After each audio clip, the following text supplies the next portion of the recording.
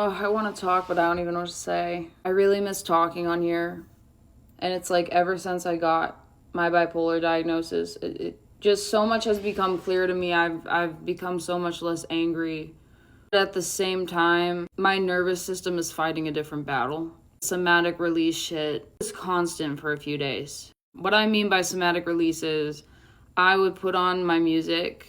I actually have a dance playlist. You can literally find it in my Spotify. It's the same name as on here. I have my artist profile, which is the same name as on here, except the B and the S, and my name is capital. I have like red pinkish hair.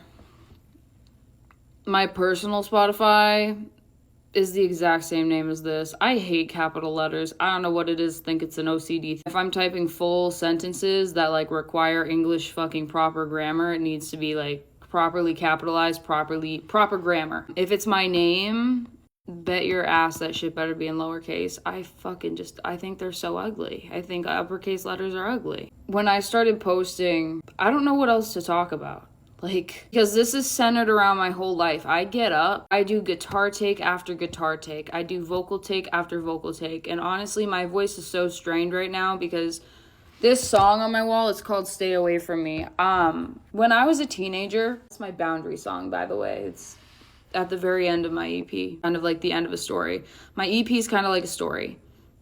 Let me stop jumping around like a fucking ADHD maniac, because that's what I actually am. And I don't know what's going on with me right now, but fuck.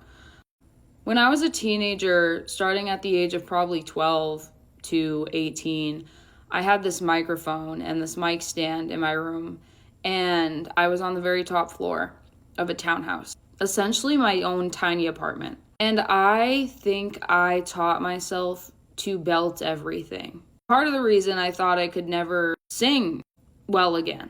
And now I'm on this whole music journey. Singing the way I used to, I was capable of it. Like, you know the song Blown Away by Carrie Underwood? I would hit every fucking note, but I would belt it. And I think that did permanent damage to my vocal cords.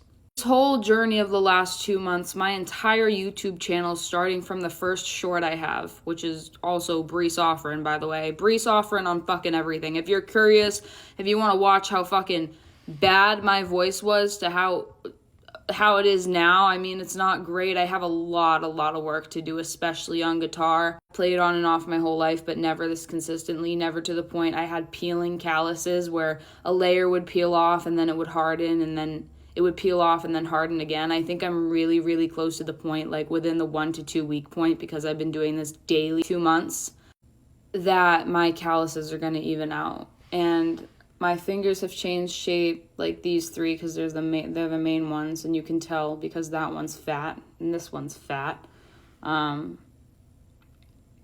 It's really crazy. I never fully believed in myself. I just knew that music was a thing I had to do to survive. I know that I have written through every traumatic event in my life. I know that I have notebooks on notebooks on notebooks full of unfinished songs and finished songs.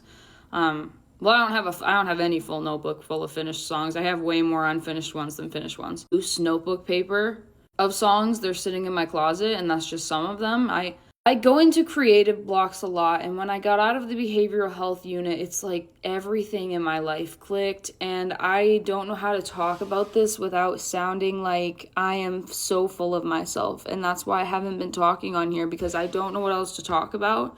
But at the same time, this is the center of my universe. This is all I do. This is all I care about. The reason I'm redoing half of my EP is because I don't want it to sound like total shit. I got an interface. It's the cheapest interface you could possibly get, like $43.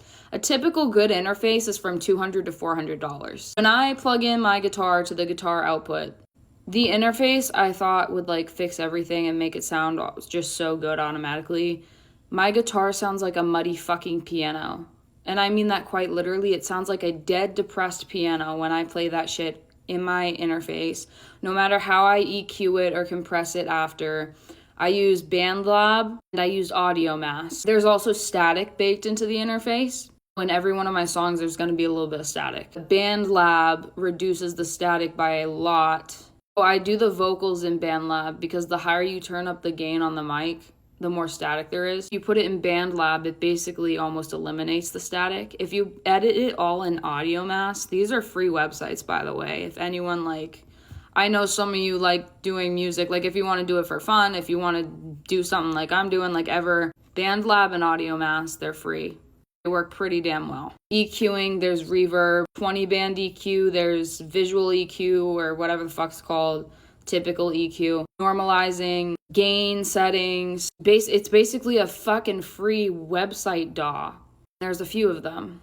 You just have to find the best one for your setup. My setup is the cheapest right now, and once I start getting paid, plan on getting each song from my EP slowly produced. The first one is going to be my song 423. 423, if y'all don't know the meaning, it's April 23rd. It's the day I got diagnosed. I've been recording. I've had to re-record my guitar on my phone because that's how I recorded Diagnosed and 423. That is what Diagnosed Early Bedroom Sessions is. That's my release on my Spotify and everywhere else at this point.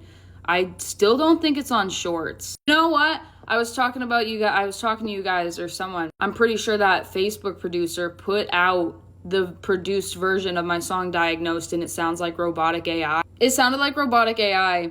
I tried looking up my song Diagnosed, the acoustic version. By the way, the tracks aren't separated in those, and they're still my favorite tracks, because they're so raw. Diagnosed was literally written in the behavioral health unit while I was trying to process my diagnosis of bipolar disorder type 1 with rapid cycling, which is the worst type of bipolar. Everything finally resonated with me in that moment.